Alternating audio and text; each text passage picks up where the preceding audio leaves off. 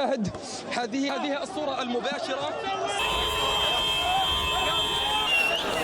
Gaza से Israeli सेना खाली हाथ लौटी है। गाजा में जिस इरादे से आईडीएफ घुसी थी वो इरादा अभी तक पूरा नहीं हुआ है, बल्कि हमास के हमलों की वजह से आईडीएफ को रुपए पैसों से लेकर सैनिकों का तगड़ा नुकसान हुआ है। उल्टा अब युद्ध विराम समझौते की वजह से आईडीएफ को दुगनी कीमत चुकानी पड़ रही है। इजराइल के 100 से कम बंधकों की रिहाई के बदले नेतन्याहू को 1000 से ज्यादा फिलिस्तीनी कैदियों को रिहा करना पड़ रहा है।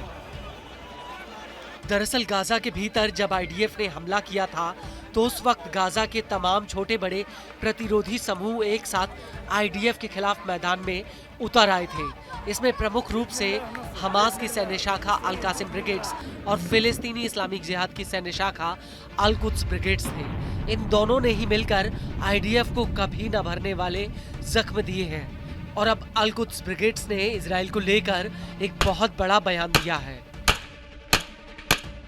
दरअसल अल कुद्स ब्रिगेड्स के प्रवक्ता अबू हमजा का कहना है कि 7 अक्टूबर 2023 को अल अक्सा फ्लड ऑपरेशन अभी तक का अरब इजरायली विवाद में सबसे बड़ा और सफलतम अभियान था। अबू हमजा का कहना है कि यह हमला अंतर्राष्ट्रीय कानूनों के तहत शुरू हुआ था और हमारे लड़ाके ऐतिहासिक रूप से हमारे कब्जे वाले इलाके में घुस गए थे। इजरायली सेना की फिलिस्तीनियों के खिलाफ जंग एक सैन्य प्रतिक्रिया नहीं थी, बल्कि वो निहत्थे लोगों के खिलाफ युद्ध छेड़ने और नरसंहार करने की उसकी पूर्व नियोजित मंशा का एक प्रतीक है। अल कुद्स के प्रवक्ता ने कहा कि हमने ये जंग अल्लाह पर विश्वास करके अपने घरों और परिवारों को पीछे छोड़कर शुरू की थी।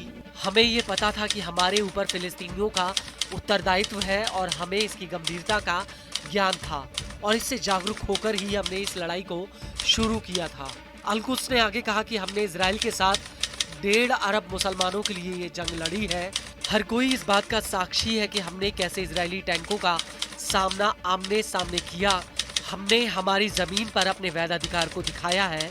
गाजा में पहले टैंक के घुसने की शुरुआत से ही हमारे लड़ाके मैदान में थे। वो सुरंगों और सैन्य पोजीशन से इजरायली फौज की घुसपैठ को नाकाम कर रहे थे। आपको बता दें कि अल कुद्स ब्रिगेड्स ने अपने इसी बयान में आगे कहा कि युद्ध विराम के आखिरी पल तक हमारे लड़ाके मैदान में डटे रहे, जो उनकी वर्षों की तैयारी और तत्परता को दिखाता है।